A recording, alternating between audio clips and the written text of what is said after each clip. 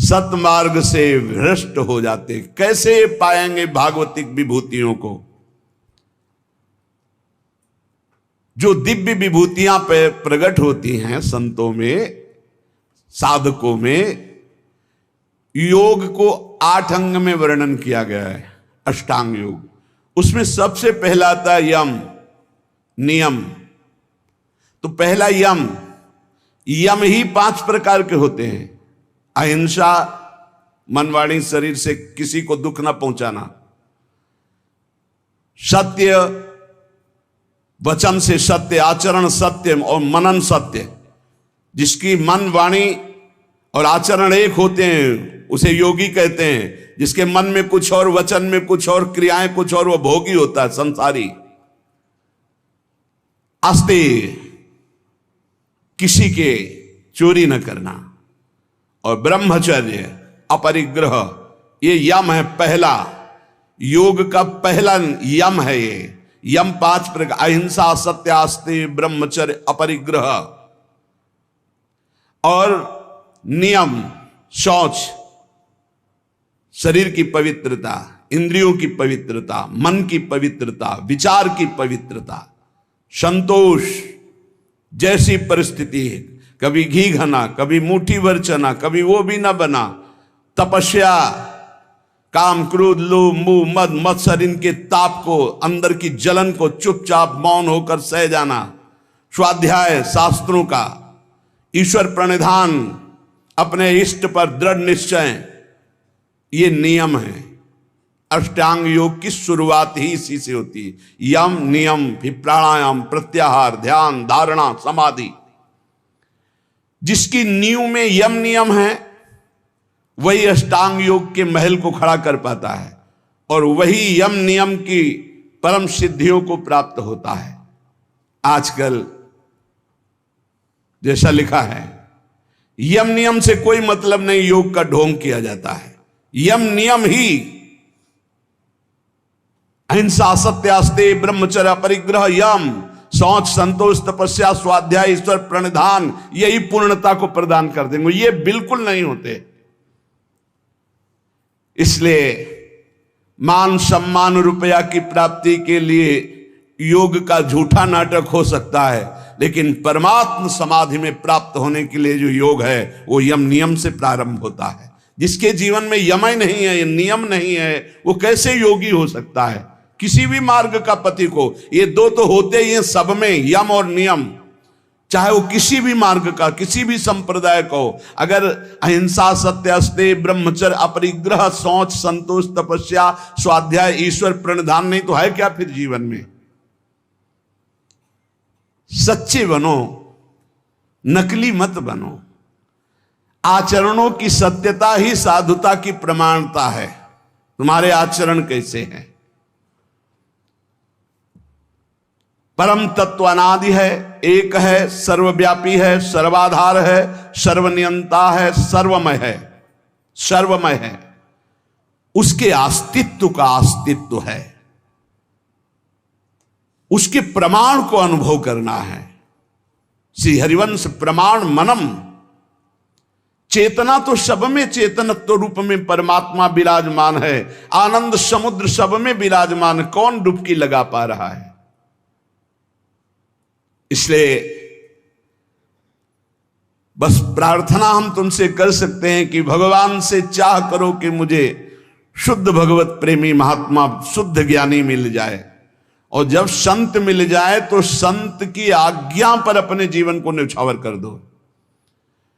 संत सेवा, संत आज्ञा, ये तुम्हें परम पद में पहुंचा देगी। तुम संत को तौलने की चेष्टा मत करो। तुम्हारे पास तराजू नहीं, कबाड़ तोड़ने वाले से सोना चांदी हीरा जवाहरात नहीं तोले जाते। तुम्हारी बुद्धि कबाड़ है जो त्रिगुण माया से युक्त है। त्रिगुणातीत स्थिति वाले महात्माओं को क्या जान पाओगे? संत जिससे तुलते हैं वो तुला ही तुम्हारे पास नहीं, वो तराजू ही नहीं है। श्रद्धा और भक्ति और विश्वास के द्वारा तुम उनके रहस्य को जब वो बताना शुरू करेंगे तब जान जाओगे। इसलिए केवल तुम आज्ञा पर रहो। जिस समय तुम किसी भी संत के थोड़े अंश को जान जाओगे कि ये क्या है, तो तुम चकित और आश्चर्यचकित होकर गर्व करोगे कि भगवान की अपार कृपा, मुझे ऐसे महात्मा का संग मिला। जिन बातों को तुम असंभव मानते हो, जो तुम्हारी धारणा में भी नहीं है, जो तुम कल्पना से भी नहीं सोच सकते, उससे बहुत आगे संत स्थिति होती, जिसे संत कहते हैं। अविश्वासी, अश्रद्धालु, अज्ञानी, ये लाख बताया भी जाए तो ये नहीं मान सकते हैं, क्योंकि मानने के लिए जो स्थिति चाहिए वो श्रद्धा। बिना श्रद्धा के प्रथम हृदय श्रद्धा जो करे, आचार जन जाय अनुसरे, जहां जहां हरिवंश के। श्रीमद् भगवद गीता जी में श्रद्धावान लभते ज्ञानम तत्परा सहित इंद्रिया। श्रद्धा, श्रद्धा। मोह में फंसी हुई बुद्धि संत का प्रमाण पत्र चाहेगी। दुनिया की चाहे जितनी बुद्धि लगा लो, जहां उनकी स्थिति वहां पहुंच ही नहीं सकते।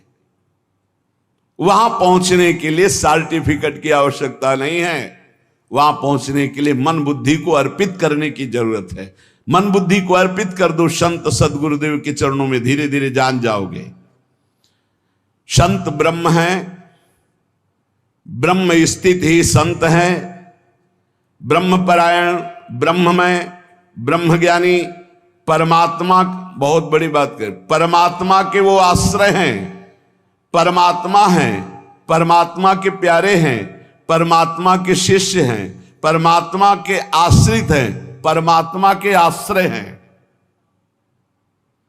संत भगवान की दिव्य नित्य लीला में डूबे रहते हैं। संत भगवान की नित्य लीला के यंत्र है।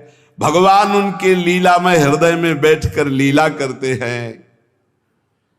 ऐसे संत जिसको प्राप्त हो जाते हैं, फिर भगवान की प्राप्ति के लिए उसे कोई प्रयत्न नहीं करना पड़ता। भगवान की अमोघ दया से ऐसे संत मिलते हैं। संतों का मिलन, संतों की दृष्टि भगवान से भी मिलन से बढ़ करके है, क्योंकि भगवान के प्रेम की बात भगवान कभी अपने मुख से वर्णन नहीं करते। जैसे कहा गया कि भगवान के मिलने से भी बढ़कर भगवत प्रेमी महात्मा का मिलन है। तो भगवान के समीप उद्धव जी थे, पर प्रेमी नहीं हुए। जब गोपी जनों से मिले तब प्रेमी हुए। भगवान के प्रेम महल की बातें तो केवल प्रेमी महली जन ही बता सकते हैं, वो भगवान भी नहीं बताएंगे। भगवान आंसुओं का रहस्य नहीं बताया उद्धव को। जाओ गोपी जनों के पास जाओ तो वहां जान जाओगे मेरे आंसुओं का रहस्य। भगवान के रहस्य का पता भगवत प्रेमी महात्माओं से लगता है। इसीलिए भगवान की अहेतुकी कृपा माने जब हमें संत समागम प्राप्त हो, वो जो भगवान की छुपी हुई रहस्यमयी प्रेम की बातें हैं वो प्रकाशित करते संत जन। तुम केवल अवगाहन करो तो रस बरसाएंगे, तुम केवल आनंद स्वाद के लिए पिपासु बनो, ऐसे नहीं, ऐसे अहंकार से भर कर नहीं, अवज्ञा नहीं, अवहेलना नहीं, ऐसे छल कपट नहीं, जो कहोगे वही करेंगे, करना कुछ नहीं, छल कपट नहीं, ऐसे जैसी आज्ञा वैसे। आप कहो अभी प्राण त्याग दें, बस इतनी जरूरत है। जीवित मर जाए उलट आप में समाये है दिलगिरी। अरे अखिल कोटि ब्रह्मांडों का मालिक मिल जाएगा तो कौन सा वैभव बकाया रह जाएगा भाई। श्री भगवान इंद्रियों को स्वतंत्र छोड़ने पे नहीं मिलते। याद रखो, संत संग से इंद्रियां संयम में होती हैं। संत संग से इंद्रियों की शांति बढ़ती है। सुख प्रत्यक्ष दर्शने लगता है, कल्पना का नहीं। इसलिए संत संग का पहला सोपान, चाहे गृहस्थ हो चाहे विरक्त हो, ध्यान देकर सुनो। ये आज जो सर्वनाश किया जा रहा है ब्रह्मचर्य का, इसी से संत लाभ नहीं मिल पाएगा। चाहे गृहस्थ हो, संतानोत्पत्ति के लिए धर्म पूर्वक अपनी पत्नी से सहवास करने की शास्त्र आज्ञा करता है। ब्रह्मचर्य सेवन से अमोघ लाभ प्राप्त होता है। पहला, ब्रह्मचर्य सेवन से लाभ, संत संग का पहला लक्षण है आचरण की पवित्रता। आचरण की पवित्रता, इंद्रियों की शांति। इंद्रियों की शांति अर्थात ब्रह्मचर्य, प्रत्येक इंद्रिय का ब्रह्मचर्य। ब्रह्मचर्य से तत्काल प्रभाव बढ़ता है। क्या? स्मरण शक्ति। बहुत ध्यान देने की बात है। अगर आपको भगवत स्मृति में डूबना है तो आपको ब्रह्मचर्य का पोषण करना पड़ेगा, चाहे जो हो। इसके बिना स्मरण शक्ति आपकी काम नहीं करेगी। स्मरण शक्ति बहुत प्रवीण, एक बार जो सुन लिया उसका सैकड़ों बार मनन हुआ, मनन होकर उसके आगे धारणा शक्ति। जो ब्रह्मचारी नहीं, स्मरण शक्ति नहीं होगी, धारण करने की शक्ति नहीं होगी, खोखला जीवन हो जाता है। स्मरण शक्ति, धारणा शक्ति और संकल्प शक्ति। इतने बजे जगना है, इतना करना है, ऐसे चलना है, सब होगा। और जब ब्रह्मचर्य नहीं तो चाहे 1000 बार संकल्प करो, तुम्हारे काम में नहीं आएगा। स्मरण शक्ति, धारणा शक्ति, संकल्प शक्ति, इच्छा शक्ति जिसे कहते, और उत्साह शक्ति और शरीर शक्ति, ये शक्तियां उसके अंदर प्रकाशित होती हैं जो ब्रह्मचर्य का पोषण करता है। स्मरण, धारण करना, जो संकल्प नियम ले उसका अक्षरशः पालन करना, और उत्साह बना रहना, और शरीर में स्फूर्ति रहना। ब्रह्मचर्य एक विलक्षण महाव्रत है। ब्रह्मचारी का सौंदर्य प्रस्फुटित होता है। एक नूर उसके चेहरे पे झलकता है जो ब्रह्मचर्य को धारण करता है। एक नवीन आकर्षण, बालवत चेहरा, एक आकर्षण होता है भागवती। और जिसका ब्रह्मचर्य पुष्ट होने लगता है उसके शरीर से सुगंध आने लगती है। सुगंध, जो भोगी पुरुष होता पास से निकल जाए तो दुर्गंध निकलेगी, और जो ब्रह्मचारी होगा तो उसके शरीर में सौरभ होगी। ब्रह्मचारी का एक एक रोम तेज से युक्त होने लगता है। चेहरे पर हर समय प्रफुल्लता, मुस्कान, उसका हृदय नंदन वन हो जाता है, आनंदवन। बिना किसी कारण की प्रसन्नता बनी रहती है। शरीर अगर किसी असाध्य रोग से युक्त है तो भी उसके विचार कभी रोगी नहीं हो सकते, विचार स्वस्थ रहता है। और जो ब्रह्मचर्य नष्ट करता है, स्मरण शक्ति नष्ट, धारणा शक्ति नष्ट, इच्छा शक्ति नष्ट, उत्साह नष्ट, शरीर शक्ति नष्ट, सिकुड़ा हुआ मुंह, खिन्न मुंह, देखने से ही लगेगा पता नहीं कितना बोझा लादे हुए बैठा है दिमाग में।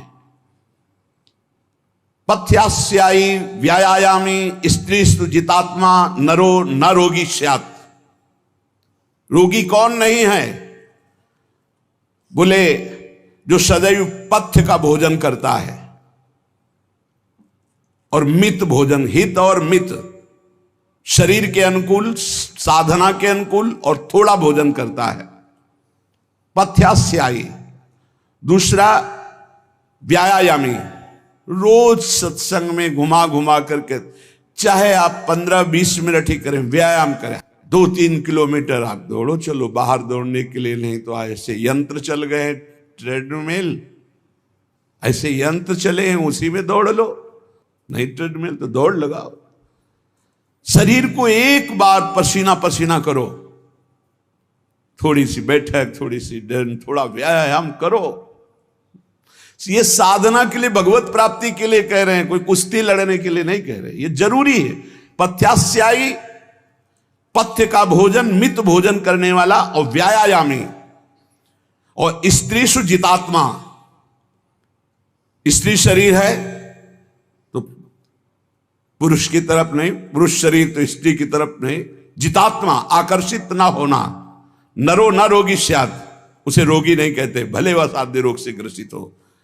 और अगर ये नहीं है तो वो रोगी ही है। आज नहीं तो कल पता चल जाएगा कि वो रोगी है। साधना करने वालों के लिए इंद्रियों को पावन करना, इंद्रियों को संयम में रखना बहुत आवश्यक है। मन के गुलाम, इंद्रियों के गुलाम, स्वेच्छाचारी भोगों की दुर्दशा में पड़ा हुआ मनुष्य है आज। असंयमी मनुष्य का मन और मस्तिष्क, ध्यान से सुन लीजिए, असंयमी जो अपनी इंद्रियों मन को मनमानी लगाए हुए है, उसका मन और मस्तिष्क और हृदय सड़ा देते हैं, जीवन को सड़ा देते हैं। मन और इंद्रियों को संयम में रखकर भगवत चरणारविंद से नहीं जोड़ोगे, सड़ा देंगे तुम्हें। तुम्हारे अंदर ही इतनी सोच गलत कर देंगे, जलोगे। जो ब्रह्मचर्यहीन है, मनमानी आचरण करता है, ध्यान से सुनो। पहला लक्षण अशांत, दूसरा कहीं मन न लगना, अस्थिर चित्त, तीसरा अस्वस्थ, चौथा मलिन स्वभाव, हीन स्वभाव। किसी भी कार्य को कह दो सबसे पहले ना, उत्साहहीन, हर कार्य के लिए बोझा मानना, ना कर देना, सदा के लिए भय का डेरा पड़ जाना अंदर। ये देखो शास्त्र है, ये महापुरुषों के द्वारा लिखा हुआ, जिन्होंने अनुभव किया सबके मनों में अपने मन को मिलाकर। इंद्रियों का जो असंयम है वो हर तरह से मनुष्य को नष्ट कर देता है। लोग अंदर का सुधार नहीं करते। जहां जहां असंयम है वहां वहां अशांति है, दुख है, बेविचार है, संयम विहीन जीवन, शुष्क उदासहीन पशुवत जीवन है। पूर्ण ब्रह्मचर्य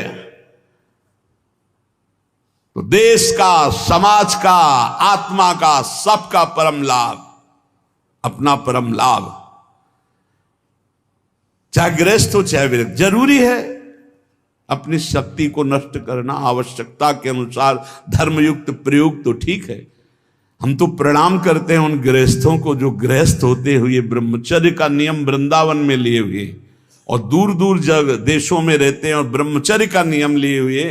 एक तो परिवार अमेरिका में है, आए हुए हैं कुछ समय से, भी हम वृंदावन में सत्संग में भी होंगे। सब सुविधा, अमेरिका जैसे देश में रहने सब सुविधाएं, और बड़े ही सरल सात्विक वृत्ति से, और हितधाम में कसम खाई थी ब्रह्मचर्य की कि हम दोनों मिलकर के कसम खाते हैं कि आज के बाद ब्रह्मचर्य रहेंगे। कैसा जीवन! अपने तो कितने ऐसे परिवार हैं, हम तो उनको प्रणाम करते हैं जो एक साथ पति पत्नी रहकर संयम पूर्वक जीवन व्यतीत कर रहे हैं। बलिहारी भगवान की असीम कृपा है, जिसके संग का डर बना रहता उसी संग में रहकर दोनों निकल गए। कितनी बड़ी हेतु की कृपा! यह है आश्चर्य, यह है आश्चर्य। रात दिन एक साथ रह रहे हैं, फिर भी कसम खा के ब्रह्मचर्य रहे हैं। कितनी अपार कृपा श्री जी की! कैसा मन कर देती है श्री जी, नहीं तो बहुत कठिन है, बहुत कठिन है। वही जानते हैं जो इस मार्ग में चलते हैं। जो आचरणहीन है, जिसका भोजन ठीक नहीं है, अब लाख बार कहा जाता है सतोगुण भोजन करो, सात्विक भोजन करो। बाजार का ये अमुक चीज आनी चाहिए। कितने ऐसे बाजार की पैकिंग की चीजें निकलते हैं जिसमें कीड़ा रेंगते हुए चलते हैं। आप फिर पता नहीं कौन सी बुद्धि लोगों में फैल रही है कि घर का दाल रोटी बना करके नहीं खाएंगे, बाजार का आना, ऑनलाइन आना चाहिए। ऑनलाइन में हो जाओगे, हाँ ऑनलाइन में ही चले जाओगे। बहुत समझो सावधान, खान पान, नहीं तो ऑनलाइन में बुद्धि घूमेगी। श्री जी में चित्त लगाने के लिए थोड़ा ऑनलाइन से हटो, थोड़ा सा अपने चित्त को सुधारो। हम कह रहे हैं जबान में अगर सात्विक भोजन केवल जाएगा तो भजन में बहुत रुचि होगी, संयम से रह पाओगे। ये बावरे नहीं थे पुराने संत महात्मा जन की जो सात्विक ब्रजवासियों का अन्न, भिक्षान्न, सात्विक, देखो 10 दिन केवल देखो, शुद्ध दाल रोटी पाओ, मूंग की दाल वाली रोटी पा लो, फिर आप देखो भजन करके, और 2 दिन जरा इधर उधर होटल का पाके देखो, फिर देखो कैसा है। कोई भी कहीं भी हो, सात्विक वृत्ति से अपने घर का भोजन करो, कम से कम दाल पानी से धो लिए हो। और वैसे तो शुद्ध क्या रह गया, इतने केमिकल गेहूं में डाले जाते हैं, वो सब आकर के शरीर के ब्लड प्रेशर को, हृदय को, कई तरह के रोग पैदा करें। अब किसको किसको समझावे। गाय के गोबर आदि से जो फसल होती थी, बहुत 8 मन या 10 मन होते थे। हम किसान के घर में पैदा हुए तो हमें पता है। अब 40 मन 50 मन होती है। तो जब 8-10 मन पैदा होती थी तो सरकारी अस्पताल के बाद स्कूल हमारा था, तो सरकारी अस्पताल के डॉक्टर आते थे, बीच मैदान में कुर्सी डाल के बस हवा खाते रहते थे, कोई मरीजे नहीं होता था। गांव में बुखार आया, 2-4 दिन काढ़ा पिया, ठीक हो गए, अस्पताल जाने की जरूरत नहीं होती थी। और आज अस्पताल में आप चले जाओ तो भीड़ लगी हुई है। क्यों? सब खान पान बिगड़ा हुआ है। तो जो ब्रह्मचर्य पालन करता है, रोग से लड़ने की सामर्थ्य आती है, शोक स्पर्श नहीं कर सकता, मोह पर विचार करने की सामर्थ्य आती, प्रमाद स्थिति नहीं रहती, अकर्मण्यता नहीं रहती, अकाल मृत्यु नहीं होती। ब्रह्मचारी कभी विचारों से दरिद्र नहीं होता है, चिंता नहीं होती, उसके हिंसात्मक वृत्ति नहीं होती, द्वेष नहीं होता, ईर्ष्या नहीं होती, अशांति नहीं होती। ब्रह्मचर्य समस्त दोषों का नाश कर देता है। तमोगुण रजोगुण का विकार, काम क्रोध लोभ मोह मत्सर अभिमान, इन शत्रुओं को पराजित करने के लिए, आत्मानंद में स्वराज्य पर स्थित होने के लिए इंद्रियों का संयम ब्रह्मचर्य अत्यंत आवश्यक है।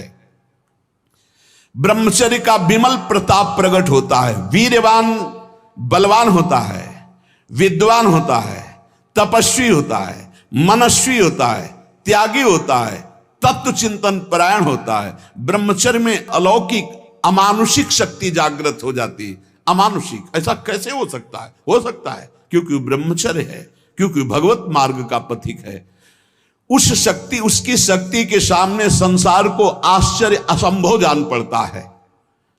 देश का अभ्युत्थान, अपना अभ्युत्थान, समाज का अभ्युत्थान एक ब्रह्मचारी ही कर सकता है, व्यभिचारी नहीं।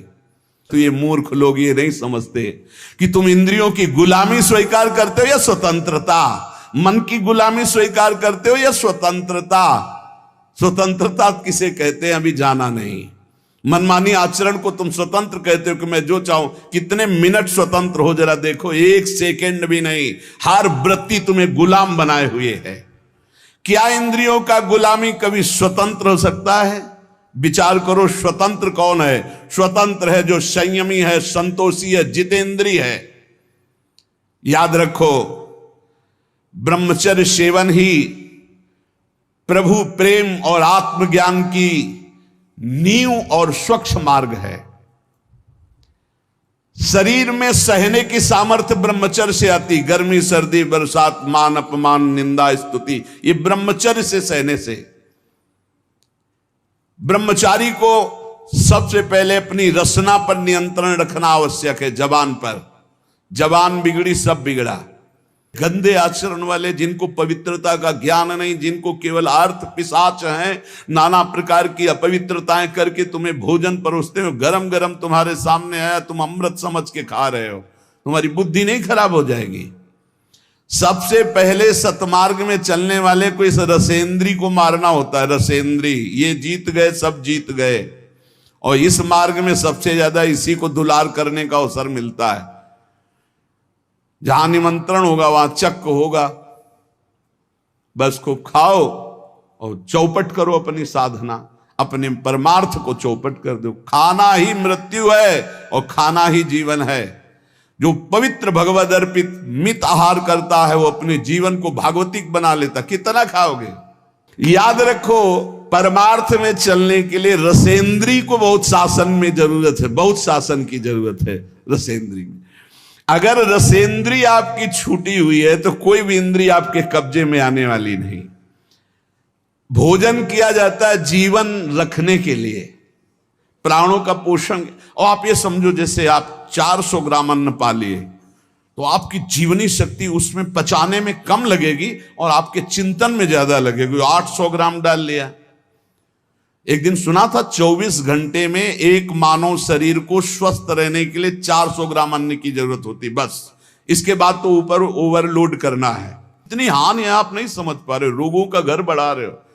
थोड़ा भोजन करो, सात्विक भोजन करो, और ऐसा भोजन करो जिसमें तेल आदि गरिष्ठ पदार्थ ज्यादा न हो, तो आपकी जीवनी शक्ति बढ़ेगी। आप उसी जीवनी शक्ति से भजन करेंगे।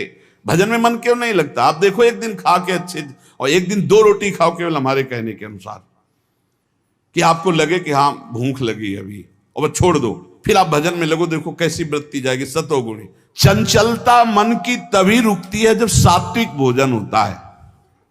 नेत्र की चपलता, बार बार इधर उधर देखना, कानों की चपलता, प्रपंच की बात सुन, हर इंद्री का ब्रह्मचर्य हमें चाहिए। तो बहुत लाल मिर्च वाला गर्मा गर्म, ये ब्रह्मचर्य के लिए सब हानिकारक। उत्तेजक भोजन नहीं, उत्तेजक दृश्य नहीं, उत्तेजक बातें नहीं, तभी संयम से चला जा सकता है। प्रतिदिन एकाग्रता पूर्वक कुछ सदग्रंथों का स्वाध्याय सबको करना चाहिए, सत्संग सुनना चाहिए, परम पवित्र महाभागवतों के चरित्र पढ़ने चाहिए, सरलता पूर्वक विश्वेश्वर भगवान की प्रार्थना, उनका नाम जप करना चाहिए। केवल ऐसे संयम से चलने से सबकी उन्नति का भाव जागृत हो जाता है, निस्वार्थ भाव जागृत हो जाता है। पूरे जगत का मंगल वो कर सकता है जो संयमी है। जो संयमी नहीं, वो दीन दुखी अपनी इंद्रियों के पोषण भरण में लगा रहता है। याद रखो, सच्चित आनंद स्वरूप परमात्मा की प्राप्ति ही तुम्हारा लक्ष्य है। वो अमृतानंद शांत समुद्र तुम्हारे हृदय में है। तुम्हें लगना पड़ेगा इस मार्ग में, तुम्हें प्रयत्न करना पड़ेगा। वो प्रयत्न गुरु कृपा से, भगवत कृपा से है, ये मानना होगा, नहीं तो अहंकार हो जाएगा। नमा ऋषिभ्या पूर्वजेभ्या पूर्वेभ्या पथिकृतभ्या, ये महामोह में ज्वाल में मैं उन ऋषि मुनियों को नमस्कार करता हूं जिन्होंने हमको ये मार्ग पूर्व में अनुभव करके बताया है। देखो, जैसे तुम्हारे मन की क्या वृत्ति है ये जानना हो, पूरे जगत के मन की क्या वृत्ति है ये जानना हो, तो थोड़ी देर मन को किसी विषयी पुरुष में तदात्म किया जाता है, फिर उसकी जो मन की तरंगे हैं वो सब मन में आती, तब होता है अच्छा ऐसी स्थिति। तो लगता है महात्मा लोग कैसे जानते बिना अनुभव किए? संसार का तो अनुभव नहीं किए, इनको तो संसार का अनुभव, फिर जानते कैसे? वो तुम्हारे मन में जानते हैं। तुम्हारे मन में जो चल रहा, मन को मन में मिलाया और 1 मिनट में सब जान लिया। और वो फिर जब बोलते तो हाँ हाँ ऐसा ही चलता है, ये तो आश्चर्य की बात है, तो ये तो हमारे मन की बात है, क्योंकि तुम्हारे ही मन की बात तो जान करके बोल रहे हैं। जो संतों पर श्रद्धा और विश्वास करता है उसी का कल्याण होता है। और आप कहते हैं संत समान भाव से सबका कल्याण करते हैं। मुझे इस बात पर दोष दिखाई दे रहा है प्रश्नकर्ता। तो यहां उत्तर दे रहे हैं कि श्रद्धा और प्रेम की कमी के कारण यद्यपि संतों की सब पर बराबर कृपा होती है, पर जिसके श्रद्धा और विश्वास की कमी होती है तो वो दोष ही देख पाता है, संतों पर गुण दर्शन नहीं कर पाता। जैसे सूर्य बिना किसी पक्षपात के सबको समान प्रकाश देते हैं, पर दर्पण में प्रतिबिंब पड़ता है और सूर्यकांत शीशा में भी सूर्य का प्रकाश पड़ता है, तो दोनों में अंतर है। दर्पण में केवल एक चमक भर आएगी और सूर्यकांता शीशा में आग पैदा हो जाएगी। उसके ऊपर आप कागज कुछ रखो, आग पैदा कर देगा। ऐसे ही कोई इसमें सूर्य का दोष नहीं कि उस दर्पण में कम प्रकाश दे रहे हैं, उसमें ज्यादा दे रहे हैं। इसी प्रकार संत बराबर कृपा करते हैं, पर श्रद्धा और विश्वास जिसमें संतों के प्रति है वहां ज्यादा कृपा प्रकाशित हो जाती है। और जो कम श्रद्धा वाले होते हैं उनको कम लाभ मिलता है, और जो बिल्कुल श्रद्धा नहीं है तो उनको लाभ ही नहीं मिल पाता है। संतों के पास उनको फिर जब श्रद्धा ही नहीं तो लाभ नहीं मिल पाता। जैसे दर्पण का उदाहरण दिया, शीशा का, एक शीशा केवल थोड़ा तेज पलटकर दूसरे के तेज पड़ेगा, और एक शीशा पलटकर आग पैदा कर देगा, सूर्यकांत शीशा। सूर्य सबको स्वाभाविक प्रकाश देता है, पर उल्लू बिल्कुल प्रकाश का लाभ नहीं ले पाता है। तीन बातें कही, जैसे दर्पण और सूर्यकांत शीशा और ऐसे समान भूमि, वो पलटकर समान भूमि थोड़ी प्रकाश दे सकती है। ऐसे ये वो उल्लू प्रकृति के जो दुष्ट स्वभाव के लोग होते हैं, ये संत रूपी सूर्य का लाभ नहीं ले पाते। श्रद्धा और विश्वास जितना प्रबल है कि गुरु साक्षात परब्रह्म, काम हो गया, हम तो हर समय परब्रह्म को देख रहे हैं, परब्रह्म का भाषण सुन रहे हैं, परब्रह्म के समीप है, परब्रह्म की कृपा दृष्टि, मेरे कल्याण में क्या फर्क, उसके कल्याण में कोई फर्क नहीं। ये वैसे साधु तो नहीं है जिससे कल्याण हो जाता है, बिल्कुल वैसे ही अनुभव होगा। ये यथा माम प्रपद्यन्ते तास तथैव भजाम्यहम्। उल्लू के लिए चाहे जितना सूर्य प्रकाश हो उसको कुछ नहीं सुख मिलना, उसको अंधकार में सुख मिलता है। ऐसे ही चंद्रमा सर्वत्र बिखरी हुई चांदनी को सुख प्रदान करने के लिए, लेकिन चोर को बुरा लगता है चांदनी, इसमें चंद्रमा का दोष क्या है? ऐसे ही संत महापुरुष परोपकार के लिए, पर जो नीच प्रकृति वाले, चोर प्रकृति वाले, उल्लू प्रकृति वाले हैं, वो संतों से द्वेष करते हैं, उनको गाली देते हैं, उनकी निंदा करते हैं, और इसका फल होता है कि वो दुर्गति को प्राप्त होते हैं। यदि कहा जाए ऐसे दयालु पुरुष प्रत्यक्ष जो भगवत प्राप्त महात्मा है, तो उनकी बुद्धि क्यों शुद्ध नहीं हो गई? दुष्ट है तो उनकी बुद्धि क्यों शुद्ध नहीं हो गई? इसका उत्तर है कि संतों का गुण, प्रभाव और तत्व बिना श्रद्धा के नहीं आप लाभ ले सकते। श्रद्धावान लभते ज्ञानम। जितनी जोर की श्रद्धा संत पर, जितनी जोर की समर्पण वृत्ति, उतना ही लाभ। जब श्रद्धा होती ना तो हम अपनी तरफ जब देखते तो लगता है निहाल हो गए, आज हमको देखा, आज हमारी तरफ मुस्कुराए, आज हमसे बात किया, अरे आज तो हमारे ऊपर सर पे हाथ रख दिया, अरे हम तो निहाल हो गए। श्रद्धा बहुत होश में चयन कर ले। गुरु, वेश, मंत्र, ग्रंथ, पंथ एक बार बार बदले नहीं जाते। ये सांगोपांग एक बार स्वीकार कर ले और आजीवन वैसे चले। अब वो रस स्थिति के लिए आगे बढ़ाने के लिए चलावें, वो प्रभु की बात है। हमारा बदलने का भाव नहीं होना चाहिए, वो पहुंचाते चले जाएंगे, आगे बढ़ाते चले जाएंगे। जैसे अपने पहले नैष्ठिक ब्रह्मचर्य, वो महावाक्य, सन्यास, और फिर इधर आए शरणागत, फिर इधर निज। तो हमारे गुरु ये बदलते दिखाई दे रहे, लेकिन मेरी दृष्टि में नहीं, मेरी दृष्टि में वही सच्चिदानंद गुरुदेव हमें जगह जगह पर हाथ पकड़कर आगे बढ़ा रहे हैं।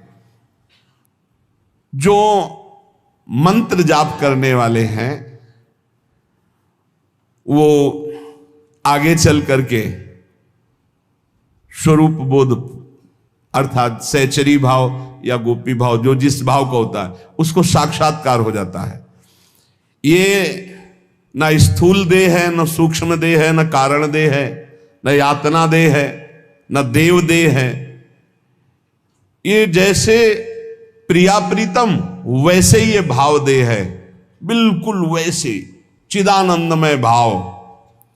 ये तब साक्षात्कार हो जाता है उपासक। जो आज आप अभी पीछे सूत्र सुन रहे हैं उनके अनुसार, जहां काम नष्ट हुआ और युगल मंत्र निरंतर चल रहा है, तो इसी निज मंत्र से स्वरूप बोध हो जाता है। स्वरूप बोध अपना सहचरी स्वरूप से, अपने आप से अपने आप का दर्शन अनुभव होने लगता है। फिर वो देखता है परम सुंदर दिव्य वृंदावन।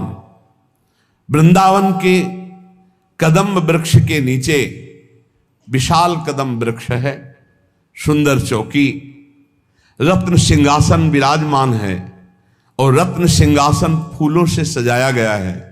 बहुत सुंदर छत्र है, कितना सुंदर नवीन नवीन हरित पत्ते और सुगंध छाई हुई कदम्ब के फूल की भौरे मंडरा रहे हैं।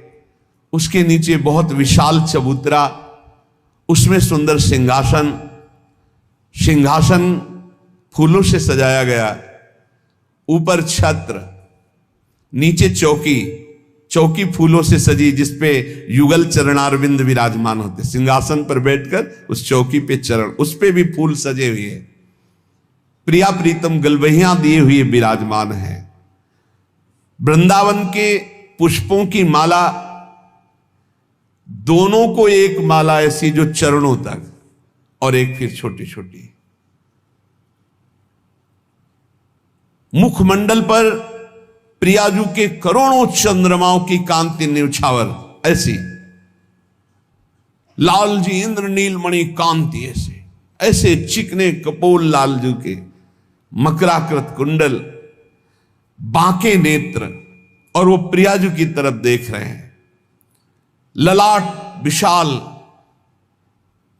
सुंदर तिलक रचना, चंदन, बीच में कुमकुम की बिंदु, उन्नत नासिका, नासिका में लटकता हुआ बुलाक मोती का, बिंब फल के समान अरुण वर्ण अधर, जब मुस्कुराते हैं तो दांतों में लालिमा छा जाती है, ऐसे युगल सरकार।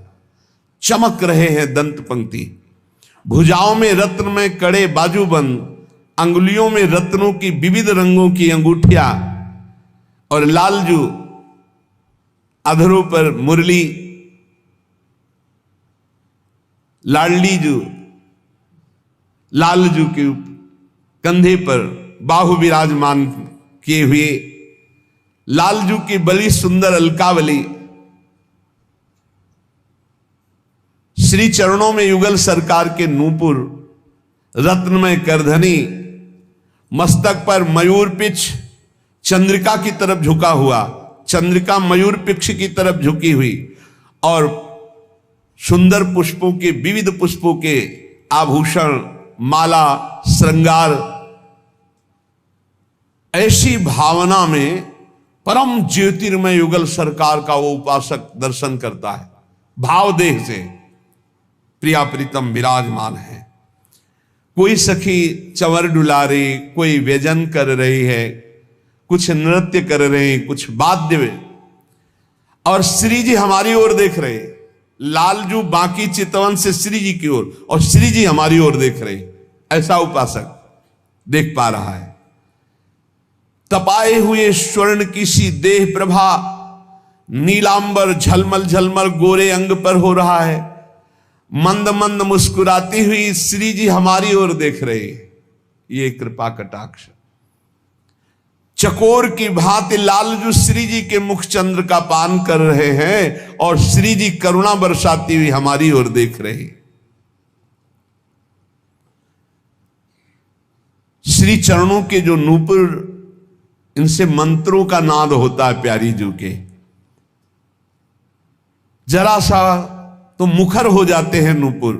उपासक भावदेव में अपनी प्यारी जू के नूपुरों की ध्वनि, लालजू के अधरों में विराजमान बंशी ध्वनि, विविध सेवा परायण सखियों के दर्शन, उपासक उसी समय जिस सुख का अनुभव करता है वो सुख मोक्ष सुख में भी नहीं है, इसलिए मोक्ष सुख का भी त्यागी हो जाता है। हमें इसी सुख की लालसा करनी है। बड़ी कृपा हो गई कि अपने लिए सब बानक बन गया। रसिक गुरुदेव मिल गए हैं, श्रीधाम वृंदावन मिल गया, प्रिया प्रीतम की उपासना मिल गई। जो अपने में त्रुटि है वो इसी मंत्र से, इसी नाम से, इसी उपासना से सब दूर हो जाएंगी। वृंदावन जैसा धाम मिल गया, अब चिंता क्या करनी है, अब केवल चिंतन करना है। कैसा चिंतन करना है? बोले जैसे परदेश गए हुए पति का पतिव्रता चिंतन करती, व्यभिचारिणी नहीं। व्यभिचारिणी तो उसको उसका राग ही नहीं है अपने पति पे, तो कैसे चिंतन करेगी? पतिव्रता जो पति परायणा है, विदेश गए हुए पति का जैसे पति परायणा चिंतन कर, वो सोहनी लगा रही पर उन्हीं का चिंतन, उन्हीं की बातें, उन्हीं का रूप, उन्हीं का नाम, उन्हीं का चिंतन। ऐसे दीन भाव से सदा सर्वदा प्रिया प्रीतम का चिंतन।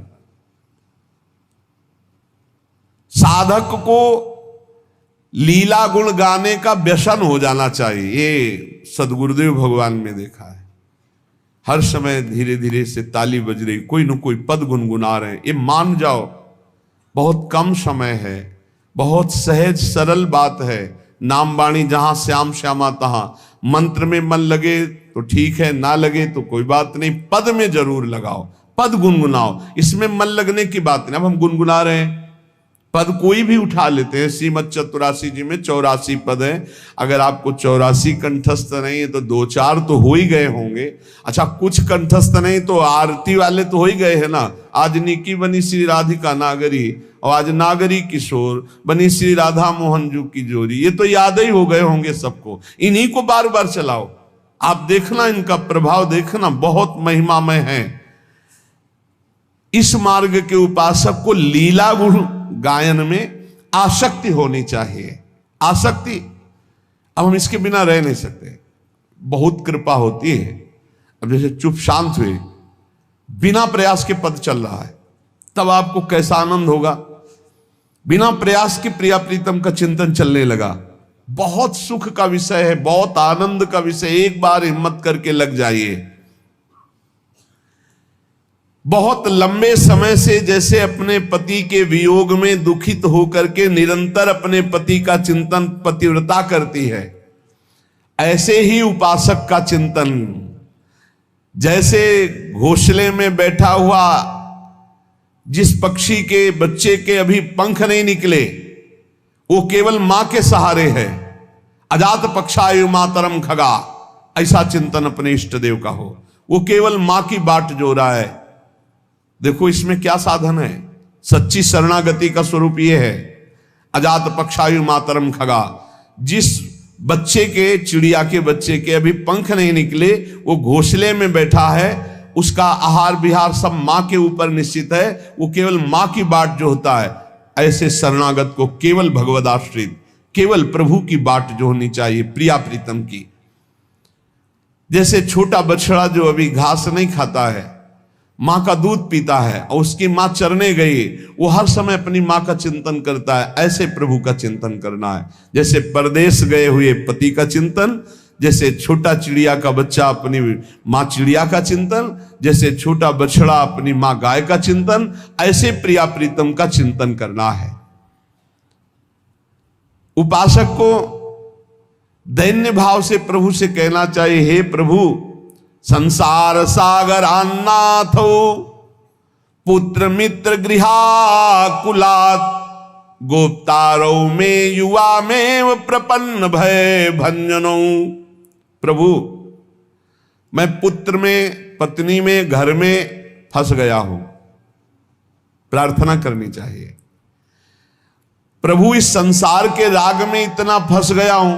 2 बातें कही तो विरक्त के पास तो ये सब नहीं, पर वो संसार के राग में फंस जाए। ये संसार, शरीर, शरीर की वासनाएं, भोग नाना प्रकार के, गृहस्थ में स्त्री पुत्र परिवार आदि। प्रार्थना करनी चाहिए, नाथ मैं इनमें फंस चुका हूं और आप है शरणागत भय भंजन। तो हे युगल सरकार, मेरी समस्त आसक्ति को हटा दीजिए और ये आसक्ति अपने चरणों में लगा लीजिए। मैं जो कुछ भी हूं, जैसा भी हूं, आपका हूं। मेरे लोक परलोक सब आपके चरणों से है। मैं आप दोनों श्यामा श्याम के चरण कमलों में अपना समर्पण करता हूं। पर प्रभु, यो अहम ममास्ति यत्किंचित् दिहि लोके परत्र च तत्सर्वं भवतो रद्ये चरणेषु समर्पितम् अहमस्य अपराधाना मालयस्त्यक्त साधनः अगतिश्च ततो नाथो भवन्तावेव मे गतिः। प्रभु मैं अपराधी हूं, ये प्रार्थना करनी चाहिए। अपराध का भंडार हूं, मेरे अपराधों का पार नहीं है। नाथ, मैं साधनहीन हूं, गतिहीन हूं, जीवन भर अपराध किया है, आपकी शरण में आ गए हैं। अब चाहे दंड दो चाहे क्षमा कर दो, आपके सिवा हमारा कोई नहीं है। हे राधाकांत, तवास्मि राधिका कांत कर्मणा मनसा गिरा, कृष्ण कांते तवैवास्मि युवावेव गतिर्मम। हे राधाकांत, मैं आपकी शरण में हूं, तन से मन से वचन से आपको समर्पित हूं। आप मेरी गति हो, आपके चरणों में आ पड़ा। अब आप मेरी तरफ ना देखकर अपनी तरफ देखिए, अपनी उदारता की तरफ, कृपालुता की तरफ देखिए। मेरी तरफ देखेंगे तो मैं नीच हूं, अधम हूं, महान पाप किए हूं जीवन भर, अब आपकी शरण में आया हूं, अब आप स्वीकार कर लो।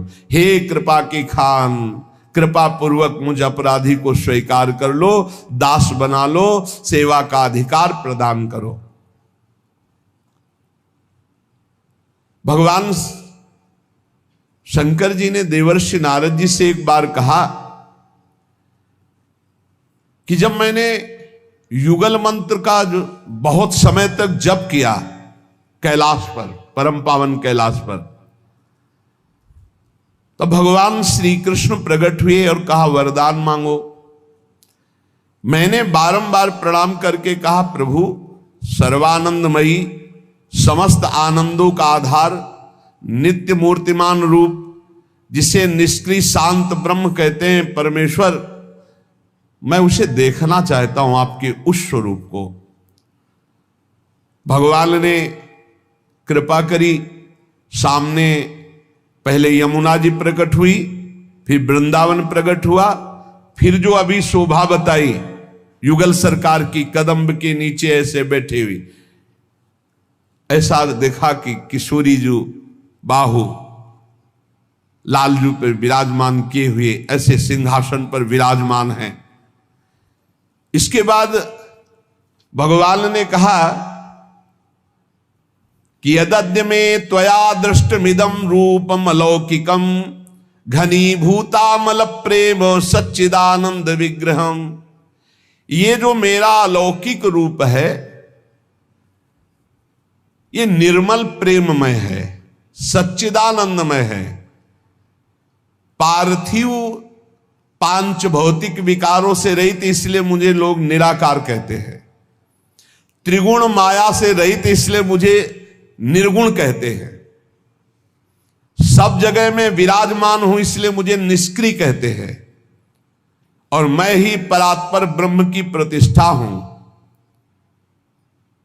पर मेरे जितने रूप हैं, ये सब अंश से प्रकट हुए। मैं इस रूप से, प्रिया प्रीतम के रूप से निरंतर वृंदावन में विहार करता रहता हूं। सृष्टि आदि का कार्य ब्रह्मा विष्णु महेश इनके द्वारा होता रहता है। जो मेरे इस दिव्यता को नहीं जानते हैं, तो हे महेश्वर,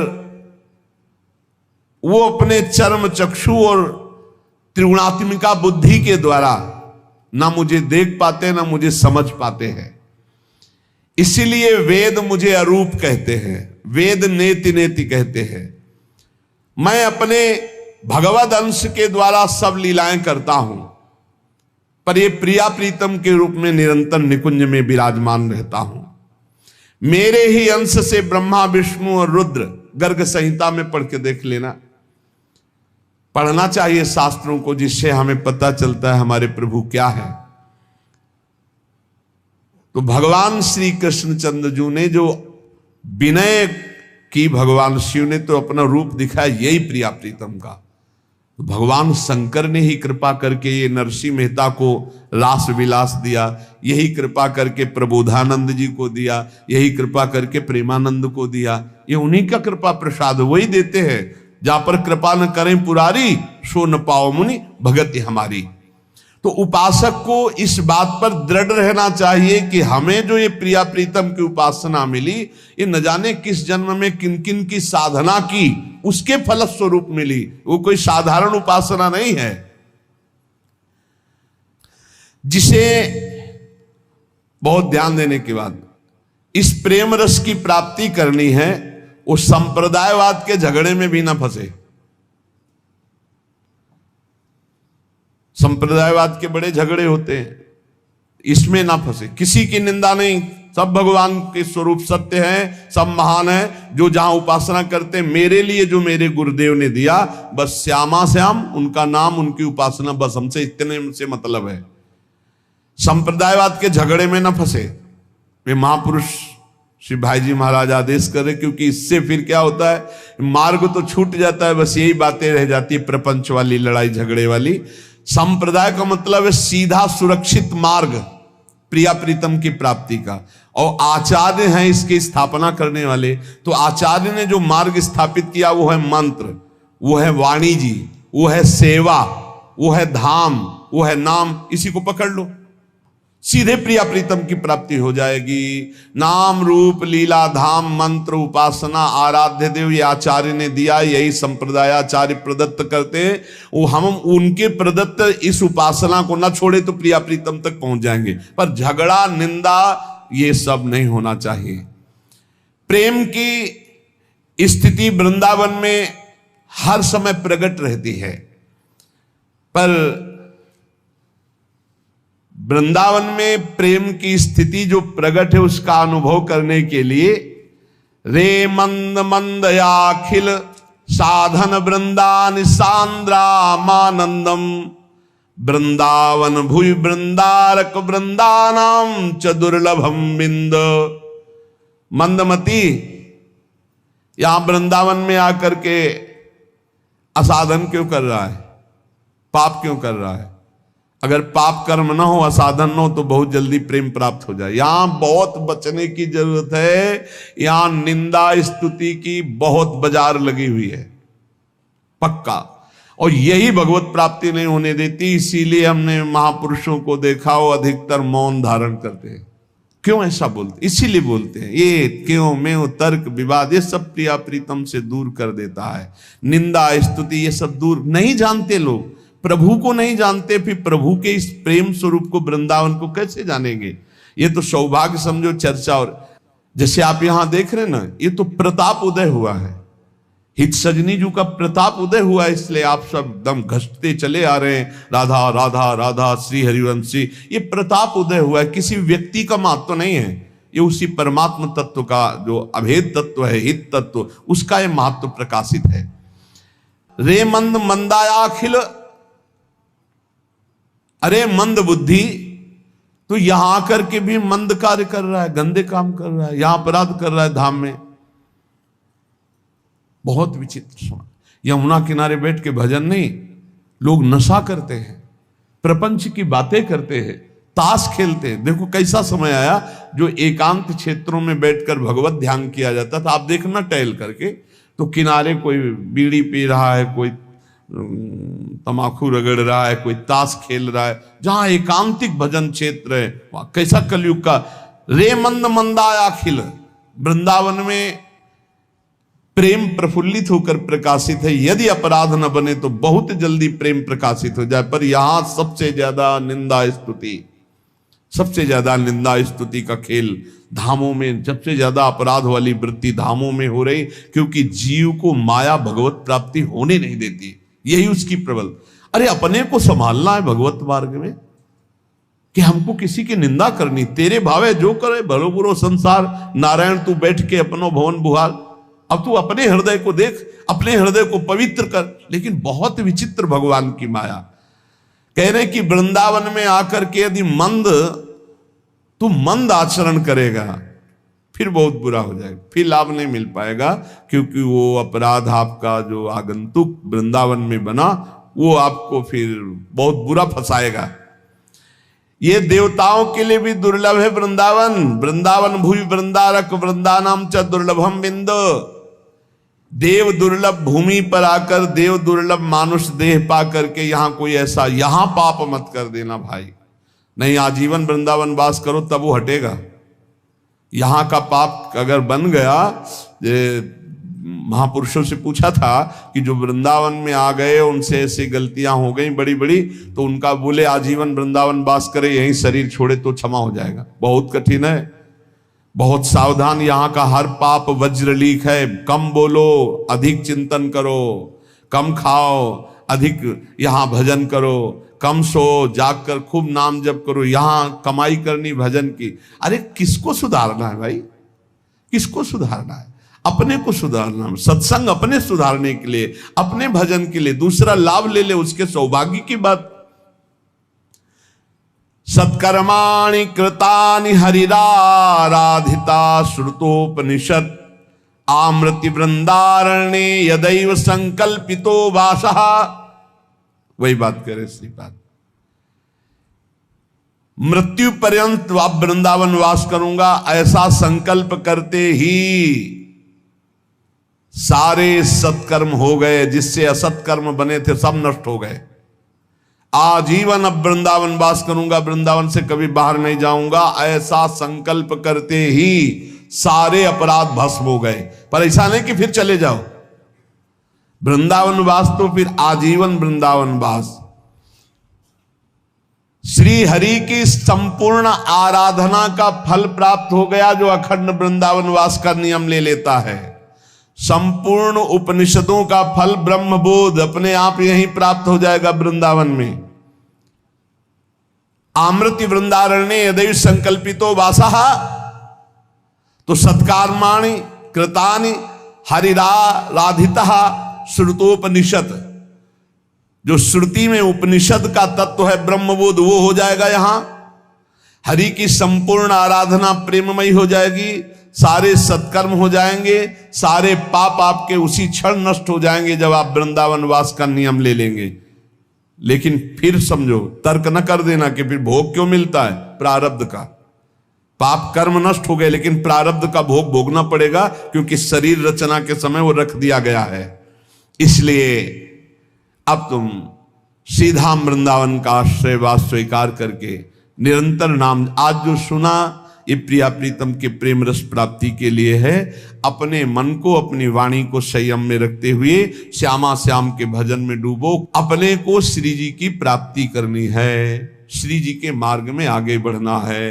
कानों को बंद करो, सुनना बंद करो, बाहरी बातें सुनना बंद करो, देखना बंद करो, बाहरी से बोलना बंद करो, अपने कार्य में लगे रहो। भजन से केवल मतलब रखो। और देखो, सहने के लिए भगवत मार्ग मिला है। सहत सहत बाढ़े भगति गृह तन गुरु हितगार, हर बात सहना है प्यारे। अभी तो देखो भक्तों के चरित्र पढ़ के देखो, आग में जलाए जा रहे हैं, हाथी से कुचलाए जा रहे हैं, विष पिलाया जा रहा है। अपने प्यारे के लिए प्राणों का क्या मोह करना, हमें भगवत मार्ग में चलना है। और बिल्कुल सच्ची बात समझ लो, ये केवल भगवत प्राप्ति के लिए सत्संग है, बिल्कुल निष्काम, भगवान की तरफ सब चले, केवल इतनी बात है। कष्ट सहते हुए भी ये जो सत्संग हो रहा है केवल इसलिए हो रहा है कि आपका मंगल हो, आप भगवान की तरफ चले, आप निर्दोष ब्रह्म की प्राप्ति करें, बस। इसलिए भजन और सत्संग का लाभ लिया जाए। यहां बहुत संसार विचित्र है, ऐसा विचित्र संसार है। आज हम आपसे जो कह रहे हो कल आप अनुभव करना। कल आप सत्संग सही ढंग से बोल नहीं सकते, इसलिए इस बात को कह रहे कि आप लोग अपनी भावना, आप लोग अपना नाम जप, आप लोग अपना चिंतन ऐसा मजबूत करें कि किसी के सिखाने पढ़ाने कहने से हमारे प्रिया प्रीतम न छूट जाए। क्योंकि जन्म जन्मांतरों के बाद आज हाथ लगे हैं, तो हम ये लाभ ले लें, और कहीं इधर उधर के प्रपंच में तो हमारी बुद्धि भगवत विमुख हो जाएगी। शेष चर्चा श्री राधा वल्लभ लाल की।